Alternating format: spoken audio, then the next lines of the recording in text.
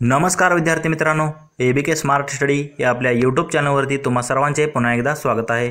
तर मित्रांनो, आज आपण रत्नागिरी जिल्हा पोलीस शिपाई भरतीचा दिनांक 2 एप्रिल 2023 साली झालेला आज आपण इथे पेपर पाहणार आहोत।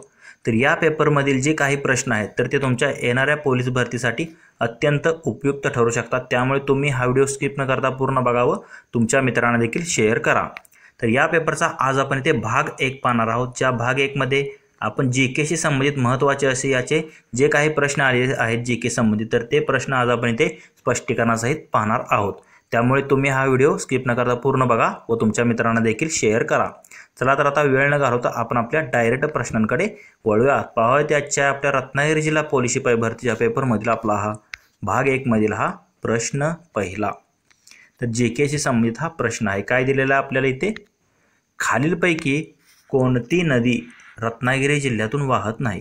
तर आता रत्नागिरी जिल्ह्याचा जर तुम्ही पेपर देत असाल तर त्या रत्नागिरी जिल्ह्याबद्दलचं तुम्हाला इतिहास भूगोल सर्व माहीत असणं गरजेचं आहे, कारण त्यावर 1 ते 2 प्रश्न तुम्हाला विचारले जातात। म्हणजे त्यातून कोणता राष्ट्रीय मार्ग जातो किंवा कोणते त्या ठिकाणी जे प्रसिद्ध ठिकाणे आहेत पर्यटन स्थळे हे देखील तुम्हाला माहीत असणे गरजेचं आहे। तर आता इथे नदी प्रणालीवरती आधारित प्रश्न आहे। तर खाली 4 नद्या दिलेल्या आहेत आपल्याला, तर त्यापैकी कोणती नदी रत्नागिरी जिल्ह्यातून वाहत नाही असं आपल्याला इथे विचारलेलं आहे। तर ऑप्शन 1 मध्ये काय दिलेलं आहे आपल्याला इथे, तर दिलेला आहे शास्त्री नदी। तर शास्त्री नदी ही रत्नागिरी जिल्ह्यातून वाहते, त्याप्रमाणे जगबुडी देखील रत्नागिरी जिल्ह्यातून वाहते व बाव नदी देखील रत्नागिरी जिल्ह्यातून वाहते। पण कुंडलिका नदी जी आहे तर ती रत्नागिरी जिल्ह्यातून वाहत नाही, तर ती रायगड या जिल्ह्यातून वाहते आणि तिची जी लांबी आहे कुंडलिका नदीची तर ती 74 किलोमीटर आहे। लक्षात घ्या, 74 किलोमीटर लांबीची नदी पश्चिम वाहिनी नदी आहे, जी की रायगड जिल्ह्यातून वाहून जाऊन पुढे अरबी समुद्राला मिळते। म्हणजे ही रत्नागिरी जिल्ह्यातून वाहत नाही। इतर 3 ज्या नद्या आहेत शास्त्री, जगबुडी, बाव या 3 नद्या ज्या आहेत तर त्या रत्नागिरी जिल्ह्यातून वाहतात, म्हणून ऑप्शन डी जे आहे तर त्याचं आपलं योग्य आन्सर असेल कुंडलिका नदी। पुढील प्रश्न क्रमांक 2, खालीलपैकी कोणती फळपिके रत्नागिरी जिल्ह्यात घेतली जातात। म्हणजे रत्नागिरी जिल्ह्यातील घेतली जाणारी फळपिके कोणती आहेत। तर काजू हे पीक घेतले जाते रत्नागिरी जिल्ह्यात, आंबा तर प्रसिद्धच आहे हापूस आंबा, त्याप्रमाणे सुपारी देखील जे आहे तर ते तिन्ही जी पीक आहेत तर ते रायगड जिल्ह्यामध्ये घेतली जातात, आंबा, सुपारी, काजू। म्हणजे ऑप्शन डी जे आहे तर वरीलपैकी सर्व जे आहे तर त्याचं योग्य आन्सर असेल। पुढील प्रश्न पाहूयात, प्रश्न क्रमांक 3, रत्नागिरी जिल्ह्यातून जाणारा राष्ट्रीय महामार्ग कोणता। तर लक्षात घ्या, रत्नागिरी जिल्ह्यातून जाणारा राष्ट्रीय महामार्ग कोणता आहे, NH 166 आहे। कोणता आहे, NH 166 जो आहे तर तो रत्नागिरी या जिल्ह्यातून हा महामार्ग जातो। तर हा NH 166 कोणता मार्ग आहे, रत्नागिरीपासून तो सोलापूर जिल्ह्यामध्ये जातो आणि कोणत्या मार्गे जातो, कोल्हापूर, सांगली, मिरज नंतर तो सोलापूरला जातो। म्हणजे असा NH 166 जो आहे तर तो रत्नागिरी जिल्ह्यातील मार्ग आहे। ऑप्शन सी जे आहे तर त्याचं योग्य आन्सर असणार आहे। पुढील प्रश्न पाहूयात, प्रश्न क्रमांक 4, रत्नागिरी जिल्ह्यात खालीलपैकी कोणती लोककला आहे।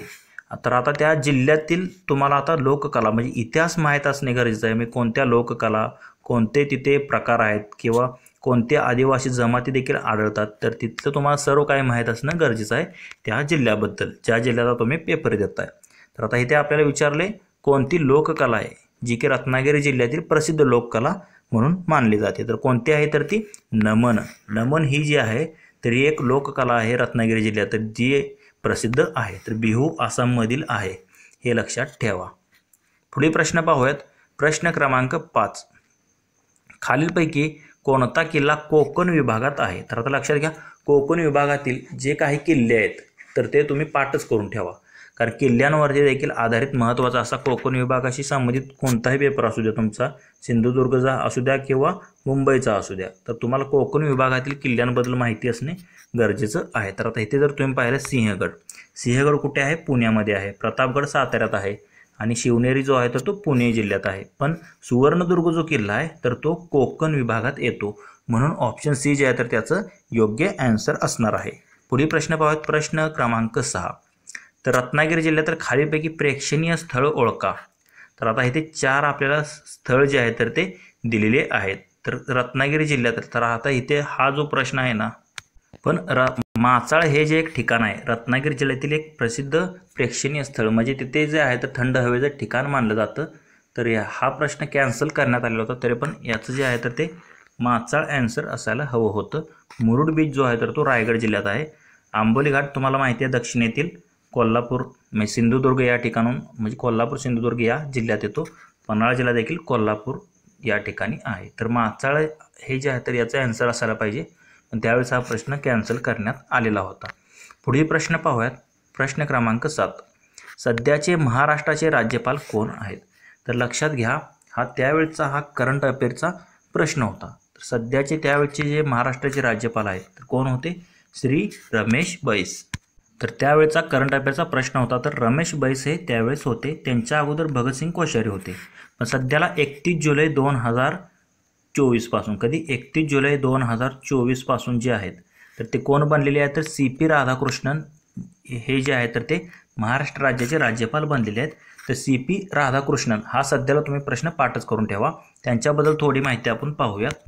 तर त्यांचा हा फोटो तुम्ही पाहू शकता. तर हे CP राधाकृष्णन आहेत. तर या अगोदर महाराष्ट्राचे जे आहेत तर ते निवड होण्याआधी कुठले राज्यपाल होते? तर ते झारखंडचे राज्यपाल होते. लक्षात घ्या, कुठले राज्यपाल होते? झारखंडचे होते. आणि ते कोणत्या म्हणजे त्यांचं मूळ गाव जे आहे तर कोणता जिल्हा म्हणजे राज्य आहे तर ते तमिळनाडू राज्याचे आहेत. कोणते? तर ते तमिळनाडू राज्याचे आहेत. आणि त्यांची या अगोदर झारखंड राज्याचे राज्यपाल म्हणून काम पाहिलेले आहेत. हे ते एवढं तुम्ही लक्षात ठेवा. बाकीचं काय तुम्हाला जास्त विचारणार नाही. तर आत्ताच्यासाठी तुम्ही CP राधाकृष्णन हे नाव लक्षात ठेवा. पुढील प्रश्न पाहूयात. प्रश्न क्रमांक 8. सर्वसाधारणपणे महाराष्ट्र विधिमंडळाचे हिवाळी अधिवेशन कोणत्या शहरात होते? तर लक्षात घ्या, सर्वसाधारणपणे 2 जे आहे तर ते अधिवेशने असतात. पण आपल्या महाराष्ट्रामध्ये काय आहे तर 3 अधिवेशने होतात विधिमंडळाची, ज्यामध्ये उन्हाळी आणि पावसाळी जे आहे तर ते कुठे होते? मुंबई या ठिकाणी होते. आणि हिवाळी अधिवेशन एक असतं म्हणजे थंडीतलं अधिवेशन म्हणतो त्याला आपण, जे की नागपूर या ठिकाणी होतं. म्हणून ऑप्शन C जे आहे तर त्याचं योग्य आन्सर असेल. पुढील प्रश्न पाहूयात. प्रश्न क्रमांक 9. भारतात होणारे पर्जन्यमान प्रामुख्याने कोणत्या वाऱ्यामुळे होते? म्हणजे भारतात होणारा जो पाऊस आहे तर तो कोणत्या वाऱ्यामुळे पडतो? तर लक्षात घ्या, आपला असा हा भारत देश आहे. तर ह्या भारत देशात इकडून तुम्हाला असे वारे येताना दिसते. असे वारे येते तर ही कोणती दिशा झाली? तर नैऋत्य. नैऋत्य मोसमी वारे जे आहे तर ते आपल्या भारत देशात आहे. म्हणजे ते येते आणि सह्याद्री घाट असल्यामुळे तिथे थटून मी सुरुवातीला केरळपासून ते सुरुवात होते याची. तर ते आहे तर ते कोणते वारे आहे? नैऋत्य मोसमी वारे आहे, ज्यामुळे प्रामुख्याने आपल्या भारतामध्ये या वाऱ्यामुळे पाऊस पडतो. कोणतं? नैऋत्य मोसमी वारे. लक्षात घ्या. पुढील प्रश्न पाहूयात. प्रश्न क्रमांक 10. डॉक्टर बाळासाहेब सावंत कोकण कृषी विद्यापीठाचे मुख्यालय हे कोणत्या ठिकाणी आहे? तर लक्षात घ्या, 4 कृषी विद्यापीठ आहेत आपल्या महाराष्ट्रामध्ये. त्यातलं जे बाळासाहेब कोकण कृषी विद्यापीठ आहे त्याचं मुख्य जे आहे तर ते कोणत्या ठिकाणी आहे? तर दापोली या ठिकाणी. कुठे आहे? दापोली या ठिकाणी. तर दापोली हे जे आहे तर ते रत्नागिरी या जिल्ह्यात येते. तसेच पहिले जे कृषी विद्यापीठ महात्मा ज्योतिबा फुले ते जे आहे तर ते कुठे? राहुरी अहमदनगर या ठिकाणी आहे. आणि मराठवाड्यातील विद्यापीठ कोणतं आहे? तर ते परभणी या ठिकाणी आहे मराठवाड्यातलं. आणि अजून एक कोणतं? आणि अकोला या ठिकाणी एक आहे. असे एकूण 4 कृषी विद्यापीठे आहेत. त्यातलं बाळासाहेब सावंत जे आहे तर ते दापोली या ठिकाणी आहे रत्नागिरी जिल्ह्यातील. पुढील प्रश्न पाहूयात. प्रश्न क्रमांक 11. सर्वात मोठा ग्रह कोणता? तर लक्षात घ्या, आपली जी सूर्यमाला आहे, समजा हा आपला सूर्य आहे तर त्याच्याभोवती असे किती ग्रह आहेत? तर एकूण 8 ग्रह आहेत. 1 2 3 4 5 6 7 8. तर असे एकूण 8 ग्रह आहेत. तर ते जे पहिले 4 आहेत तर कोणकोणते? हा बुध, त्यानंतर शुक्र, हा पृथ्वी आणि हे मंगळ. हे जे आहेत तर ते म्हणजे हे जे आहेत तर ते स्थायीरूप ग्रह आहेत.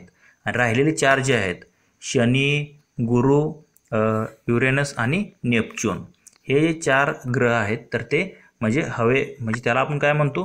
ते वायूपासून बनलेले आहेत, म्हणजे वायू स्वरूपात आहेत ते. तर त्यापैकी जो सर्वात मोठा ग्रह मानला जातो आपल्या ग्रहमालिकेतील तर तो कोणता ग्रह आहे? ज्युपिटर. त्याला आपण गुरु हा ग्रह म्हणतो. लक्षात घ्या, गुरु ग्रह.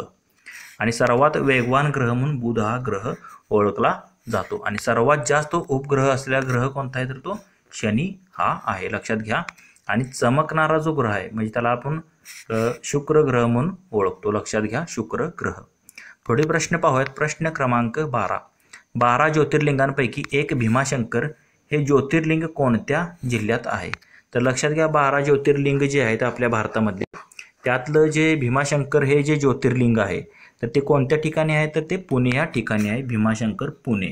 आणि त्या भीमाशंकरमधील एक खार जी आहे शेकरू नावाची, ती आपला राज्य प्राणी म्हणून घोषित केला आहे. लक्षात घ्या, ती पुणे भीमाशंकर या ठिकाणी देखील आढळते. पुढील प्रश्न पाहूयात. प्रश्न क्रमांक 13. सन 2023ची G20 शिखर परिषद कोणत्या देशात होत आहे? म्हणजे आता झालेली आहे सध्याला, तर ती त्यावेळचा करंट अफेअरचा प्रश्न होता. तर कोणत्या देशात होणार होते असं त्यावेळेस विचारलं, तर त्या आपल्या भारतामध्ये होणार होते. लक्षात घ्या, ऑप्शन डी जे आहे तर त्याचं योग्य आन्सर असणार आहे. तर तुम्ही 2024शी संबंधित आत्ताचे जे 6 महिन्या अगोदरचे करंट अफेअर्स आहे ते तुम्ही करून घ्या, तर तेच तुम्हाला परीक्षेला विचारले जाणार आहेत. पुढील प्रश्न पाहूयात. प्रश्न क्रमांक 14. काय दिलेलं आहे आपल्याला इथे? 2024च्या ऑलिम्पिक स्पर्धा कोणत्या शहरात होणार आहेत? तर 2024च्या ऑलिम्पिक स्पर्धा ज्या आहेत तर त्या आता झालेल्या आहेत. तर कुठे झालेल्या आहेत? तर त्या पॅरिस ऑलिम्पिक म्हणजे फ्रान्स या ठिकाणी त्या झालेल्या आहेत, ज्यामध्ये आपल्या भारताला एकही सुवर्ण भेटलेलं नाही, पण एकूण 6 पदकांची कमाई आपल्या भारताने केलेली आहे. ज्यामध्ये तुम्ही जर पाहिलं तर 1 रौप्य जे की नीरज चोप्राला मिळालेलं होतं आणि 5 कांस्य इतर खेळाडूंची नावे देखील तुम्ही पाठ करून ठेवा, कारण आता नुकतंच हे झालेलं आहे, त्याबद्दल तुम्हाला एखादा तरी प्रश्न विचारला जाऊ शकतो. म्हणजे कोणत्या खेळाडूने कोणत्या खेळात त्यांनी ते पदक मिळवलेलं आहे. पुढील प्रश्न. तसेच महाराष्ट्राचा देखील यात एक खेळाडू आहे, त्याच्याबद्दल तुम्ही माहिती घ्या, कारण महाराष्ट्रा संबंधित म्हणजे खूप दिवसानंतर यामध्ये मेडल मिळालेलं आहे महाराष्ट्राच्या खेळाडूला.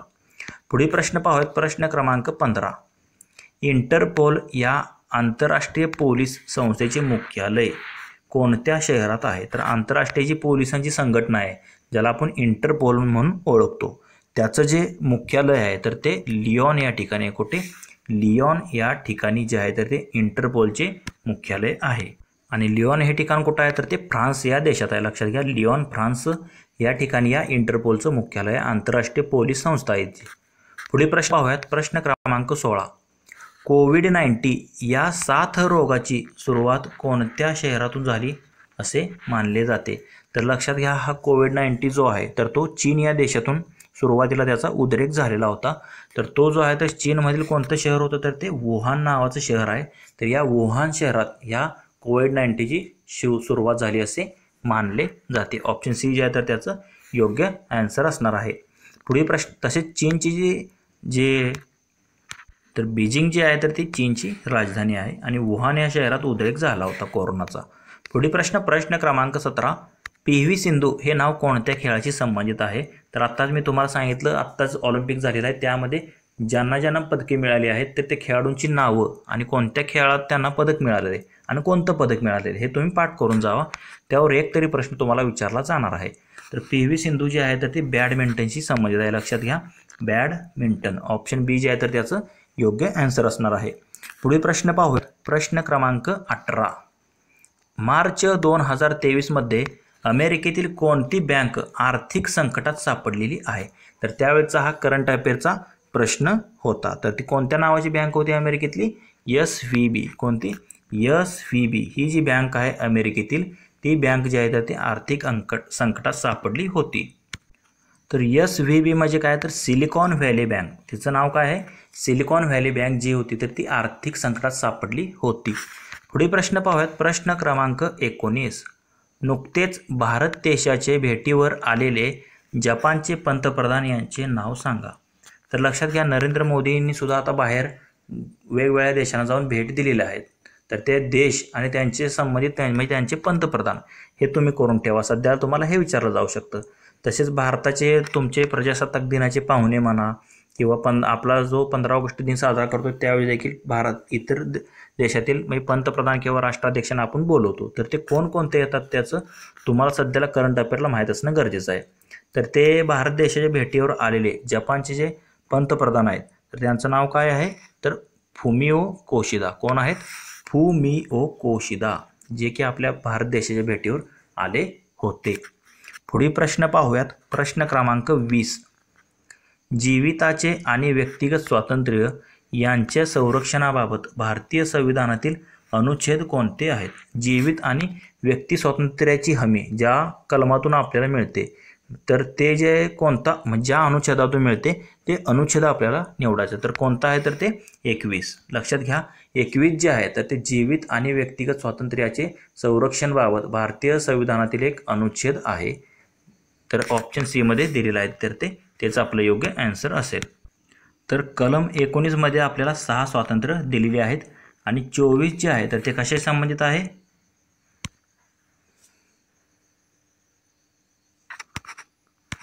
तर ते शोषणाविरुद्धच्या हक्काशी संबंधित आहे कलम 24. तर आपल्याला विचारलेलं व्यक्तिगत स्वातंत्र्य आणि जीविताचे संरक्षण हे कलम 21 मध्ये दिलेलं आहे. पुढील प्रश्न पाहूयात. प्रश्न क्रमांक 21. डॉक्टर बाबासाहेब आंबेडकर यांचे मूळ गाव कोणते. तर लक्षात घ्या डॉक्टर बाबासाहेब आंबेडकर यांचे मूळ गाव कोणते आहे तर आंबवडे. आंबवडे नावाचं त्यांचं जे आहे तर ते मूळ गाव होतं. तर ऑप्शन सी मध्ये तुम्हाला दिसत आहे. पुढील प्रश्न पाहूयात. प्रश्न क्रमांक 22. महाराष्ट्र शासनाचा महाराष्ट्र भूषण पुरस्कार खालीलपैकी कोणाला जाहीर केलेला आहे. तर त्यावेळेचा हा करंट अफेअरचा प्रश्न होता. तर कोणाला जाहीर झालेला होता तर तो आप्पासाहेब धर्माधिकारी यांना. तर हा त्यावेळेचा होता. तर आत्ता जो 2024ला तुम्ही जर पाहिलं तर अशोक सराफ यांना जे आहे तर ते ज्येष्ठ अभिनेते अशोक सराफ यांना जो आहे तर तो महाराष्ट्र भूषण पुरस्काराने सन्मानित करण्यात आलेले आहे नुकतेच. तर हे तुम्हाला विचारले जाऊ शकतं. अशोक सराफ हे लक्षात ठेवा आणि त्यांच्या अगोदर आप्पासाहेब धर्माधिकारी यांना. पुढील प्रश्न पाहूयात. प्रश्न क्रमांक 23. खालीलपैकी पहिली महिला महाराष्ट्र केसरीची मानकरी कोण ठरलेली आहे. तर महिलांच्या देखील महाराष्ट्र केसरी स्पर्धा झाल्या होत्या. तर त्यावेळेस पहिली महाराष्ट्र केसरी जी झाली होती तर ती प्रतीक्षा बागडी सांगली या जिल्ह्याची होती. तर ती जी आहे तर ती पहिली महाराष्ट्र केसरी होण्याचा मान प्रतीक्षा बागडीने मिळवलेला आहे. पुढील प्रश्न पाहूयात. प्रश्न क्रमांक 24. केंद्र सरकारने किती वर्षाहून अधिक आयुष्यमान झालेली वाहने भंगारात काढण्याचे धोरण जाहीर केलेले आहे. म्हणजे जुन्या वाहनांना भंगारात काढण्याचं जे धोरण जाहीर केले केंद्र सरकारने तर ते म्हणजे किती वर्षाहून अधिक त्या वाहने जुनी असली पाहिजेत. आता इथे 14, 10, 20, 15 4 ऑप्शन आपल्याला दिलेले आहेत. तर इथे जर तुम्ही पाहिलं तर एकूण 15 वर्ष जी जुनी झालेली वाहने आहेत तर ती वाहने भंगारात काढण्याचे धोरण जाहीर केलेले आहे आपल्या भारतीय केंद्र सरकारने. म्हणून ऑप्शन डी जे आहे तर त्याचं योग्य आन्सर असेल 15 वर्ष जुनी वाहने. पुढील प्रश्न पाहूयात. प्रश्न क्रमांक 25. प्रसिद्ध लेखक शिवाजी सावंत यांनी खालीलपैकी लिहिलेली कादंबरी कोणती. तर शिवाजी सावंत यांच्या महत्त्वाच्या अशा भरपूर अशा कादंबऱ्या आहेत. तर आता इथे जर तुम्ही पाहिलं तर काय दिले ययाती. ययाती ही 20 खांडेकरांची आहे. तर मृत्युंजय जी आहे तर ती शिवाजी सावंत यांनी लिहिलेली आहे. तसेच तुम्ही जर इथे ऑप्शन सी मध्ये पाहिलं श्रीमान योगी तर हे रणजित देसाई यांची कादंबरी आहे आणि महानायक जे आहे तर ते विश्वास पाटील यांची आहे. तर लक्षात घ्या आपल्याला शिवाजी सावंत यांच्याबद्दल विचारलेलं म्हणून ऑप्शन बी मृत्युंजय ही जी आहे तर त्यांची कादंबरी आहे तेच आपलं योग्य आन्सर असणार आहे. पुढील प्रश्न पाहूयात. प्रश्न क्रमांक 26. तसेच मित्रांनो प्रसिद्ध पुस्तके व प्रसिद्ध मराठी जे आपले लेखक ग्रंथ जे आहेत तर त्याबद्दल तुम्हाला माहीत असणे गरजेचं आहे. आत्ताच तुम्ही पाहिलं त्यावर देखील एखादा प्रश्न विचारला जातोच. तर प्रश्न क्रमांक 26 हा फिजिक्स म्हणजे ध्वनी फिजिक्स या विषयाशी संबंधित आहे. तर ध्वनीची तीव्रता मोजण्याचे एकक कोणते. तर ध्वनी म्हणजे काय आवाज. आवाजाची तीव्रता आपण कशामध्ये मोजतो त्याचं युनिट काय असतं डेसिबल. लक्षात घ्या डेसिबलमध्ये आपण काय करतो ध्वनीची तीव्रता मोजतो. ऑप्शन डी जे आहे तर त्याचं योग्य आन्सर असेल. सेल्सिअसमध्ये आपण तापमान मोजतो. किलोवॅटमध्ये आपण पॉवर मोजतो आणि मायक्रो मिलीमध्ये काय मोजतो ते तुम्हाला कमेंट करून सांगायचं आहे. पुढील प्रश्न पाहूयात. प्रश्न क्रमांक 27. पारा याची रासायनिक संज्ञा कोणती. म्हणजे पारा हा जो धातू आहे तर या धातूची रासायनिक संज्ञा कोणती आहे ते आपल्याला विचारलेलं आहे. तर पाऱ्याला आपण कसं लिहितो Hg असं लिहितो. कसं लिहितो Hg असं आपण पाऱ्याला लिहितो. तर विविध असे मूलद्रव्य जी किंवा धातू जी आहे तर त्यांच्या संज्ञा तुम्हाला माहीत असणं गरजेचं आहे कारण ते देखील तुम्हाला प्रश्न विचारले जातात. पुढील प्रश्न पाहूयात. प्रश्न क्रमांक 28. ताऱ्यांच्या लुकलुकण्याचे कारण काय. तर आता तुम्ही पाहिलं असेल आकाशात तुम्ही रात्री जेव्हा पाहता तेव्हा तुम्ही निरीक्षण केलं असेल की तारे लहान मोठे तुम्हाला दिसतात म्हणजे चमकल्यासारखे तुम्हाला दिसतात. हे जे आहे तर ते ताऱ्यांची लुकलुकणे जे असते लहान मोठे होतात म्हणजे त्यालाच आपण लुकलुकणे म्हणतो. तर ते कशामुळे होते. तर लक्षात घ्या हे जे ताऱ्यांचे लुकलुकणे जे आहे तर ते कशामुळे होतो वायुमंडळामधील जो वायूचा जो बदलता अपवर्तनांक असतो त्याच्यामुळे जे आहे तर ते आपल्याला तारे लुकलुकताना दिसतात. म्हणजे काय होतं, प्रकाश जेव्हा म्हणजे प्रकाश म्हणजे आपल्या वातावरणात ना असंख्य असे छोटे छोटे कण असतात. ते काय करतात तर प्रकाशाचे अपवर्तन करतात. म्हणजे प्रकाशाची दिशा जी आहे तर ती, समजा असा एक कण आहे, त्यामध्ये इकडून असा प्रकाश किरण जर सोडला तर तो प्रकाश किरण अशी दिशा बदलतो इकडे. हे दिशा बदलल्यामुळे काय होतं तर ते असंख्य अशा कणांमुळे काय होतं, आपल्याला जे आहे तर ते तारे लुकलुकताना दिसतात. म्हणजे काय, वायुमंडळातील वायूचा बदलता जो अपवर्तनांक आहे त्यामुळे आपल्याला तारांच्या लुकलुकण्याचे हे कारण जे आहे तर ते योग्य असे दिलेले आहे. ऑप्शन डी जे आहे तर त्याचं योग्य आन्सर असेल. तर मित्रांनो, आपला जो रत्नागिरी जिल्हा पोलीस शिपाई भरतीचा दिनांक 2 एप्रिल 2023 साली झालेला जो पेपर आपला सुरू आहे, तर त्याचा आज आपण ते भाग 1 पाहिलेला आहे, ज्यामध्ये आपण या पेपरचे महत्त्वाचे असे GK शी संबंधित महत्त्वाचे जे काही प्रश्न होते ते आपण स्पष्टीकरणासहित पाहिलेले आहेत. जर तुम्हाला या प्रश्नांमध्ये कोणती शंका वाटत असेल तर कमेंट करून नक्की कळवा. तसेच हा जर व्हिडिओ तुम्हाला आवडला असेल तर लाईक करा व तुमच्या मित्रांना देखील शेअर करा. व असेच जर नवनवीन व्हिडिओ तुम्हाला हवे असतील तर आपले YouTube channel ABK smart study subscribe करा व समोरील बेल आयकॉनवर प्रेस करा. धन्यवाद मित्रांनो. जय हिंद, जय महाराष्ट्र, जय महाराष्ट्र पोलीस.